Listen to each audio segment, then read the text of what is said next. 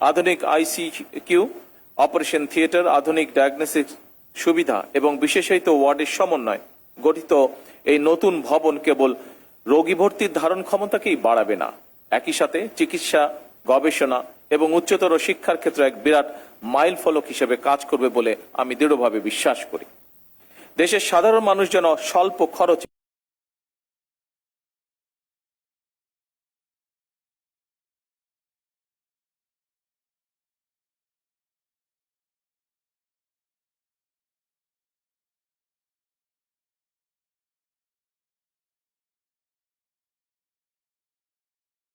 শুধু প্রযুক্তি থাকলে একটি স্বাস্থ্য ব্যবস্থা উন্নত হয় না।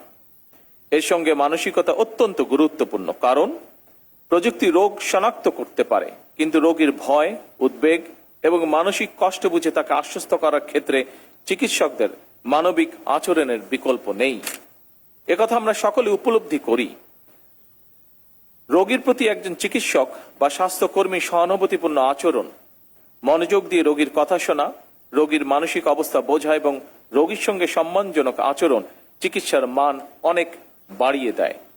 তবে একই সঙ্গে আমাদের এটিকে অবশ্যই মনে রাখতে হবে, চিকিৎসা সেবা এবং চিকিৎসা পরিবেশ নির্ভীক করতে সকল দায় দায়িত্ব চিকিৎসকের একক নয়, বরং আমি মনে করি চিকিৎসক, রোগী এবং রোগীর উদ্বিগ্ন স্বজন, এই তিনটি পক্ষের মধ্যে পারস্পরিক আস্থা, সম্মান এবং সহানুভূতির সম্পর্ক বজায় থাকা অত্যন্ত জরুরি।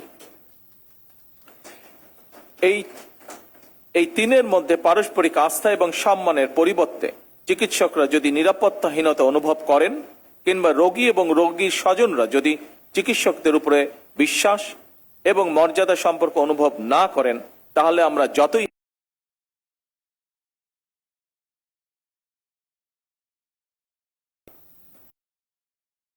বর্তমান সরকার স্বাস্থ্যের অধিকার কেবল মৌলিক অধিকারই নয়, এটি একটি জাতির অর্থনৈতিক এবং সামাজিক উন্নতির চাবিকাঠি বলে মনে করে। আমি মনে করি স্বাস্থ্যসেবা সহজলভ্য এবং সবার জন্য সমানভাবে প্রাপ্য হওয়া অত্যন্ত জরুরি। উন্নত চিকিৎসা যদি শুধু শহরের বিত্তবান মানুষের মধ্যে সীমাবদ্ধ থাকে, তাহলে সেটিকে পূর্ণাঙ্গ আধুনিক স্বাস্থ্যসেবা বলা যাবে না। সুতরাং প্রত্যন্ত অঞ্চলের মানুষ, দরিদ্র জনগোষ্ঠী এবং প্রান্তিক মানুষের কাছে সাশ্রয়ী ও মানসম্মত চিকিৎসা পৌঁছে দেওয়ার লক্ষ্যে বর্তমান সরকার বিভিন্ন পদক্ষেপ গ্রহণ করছে। প্রত্যন্ত অঞ্চলের একজন রোগী যাতে যে কোনো চিকিৎসার জন্য প্রচুর অর্থ ব্যয় করে রাজধানীতে আসতে না হয়, এজন্য সরকার হেলথ কার্ডের মাধ্যমে একটি আধুনিক ও কার্যকর রেফারেন্স সিস্টেম গড়ে তোলার পাশাপাশি চিকিৎসা সুবিধা মানুষের দোরগোড়ায় পৌঁছে দেওয়ার জন্য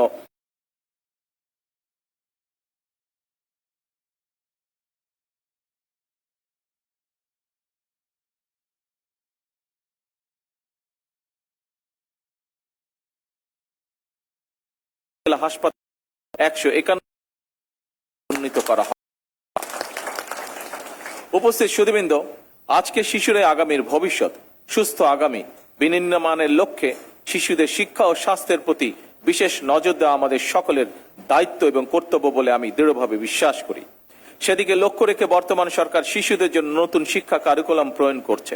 একইভাবে শিশু স্বাস্থ্যের প্রতিও সরকার বিশেষভাবে নজর দিয়েছে। এরই অংশ হিসাবে খুলনা, বরিশাল, রংপুর ও রাজশাহী বিভাগ এবং কুমিল্লা জেলায় একটি করে 200 শয্যা বিশিষ্ট বিশেষায়িত শিশু হাসপাতাল চালু করার কাজ শুরু করেছে।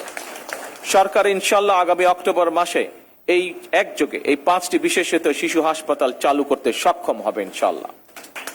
উপস্থিত সুধীবৃন্দ, জাতীয় বাজেটে স্বাস্থ্য খাতে এ যাবৎকালে সর্বোচ্চ বেশি বরাদ্দ দিয়ে বর্তমান সরকার প্রমাণ করেছে সরকার সুস্বাস্থ্যের বাংলাদেশ গড়তে চায়। এটি স্রেফ একটি স্লোগান নয়, বরং সরকার দেশে একটি কার্যকর ব্যবস্থা গড়ে তুলতে চায়, যাতে করে মানুষ দেশের ভেতরেই সকল রকমের স্বাস্থ্য সেবা পায়।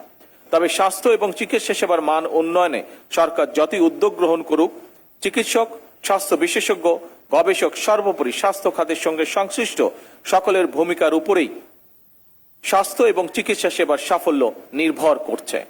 উপস্থিত সুধীবৃন্দ, সরকার এমন একটি কল্যাণমুখী রাষ্ট্র প্রতিষ্ঠা করতে প্রতিশ্রুতিবদ্ধ, যেখানে চিকিৎসা পাওয়ার জন্য কোনো নাগরিককে দেশের বাইরে হয়তো যেতে হবে না, কিংবা কেউ অর্থ অভাবে স্বাস্থ্য সেবা থেকে ইনশাল্লাহ বঞ্চিত হবে না। আপনাদের মাধ্যমেই নিশ্চিত করা সম্ভব এই বিষয়গুলো। এই প্রত্যাশা এবং বিশ্বাস রেখে আমি আমার বক্তব্য শেষ করছি। আল্লাহ হাফেজ। বাংলাদেশ জিন্দাবাদ। অনেক অনেক ধন্যবাদ ও কৃতজ্ঞতা মাননীয় প্রধানমন্ত্রী। সুধীবৃন্দ, এতক্ষণ মূল্যবান বক্তব্য প্রদান করলেন আজকের অনুষ্ঠানের প্রধান অতিথি গণপ্রজাতন্ত্রী বাংলাদেশ সরকারের মাননীয় প্রধানমন্ত্রী জনাব তারেক রহমান এমপি মহোদয়। প্রিয় প্রধানমন্ত্রী, আপনার সুযোগ্য দিক নির্দেশনায় উন্নয়ন ও সমৃদ্ধির পথে এগিয়ে চলুক আমাদের প্রাণের বাংলাদেশ।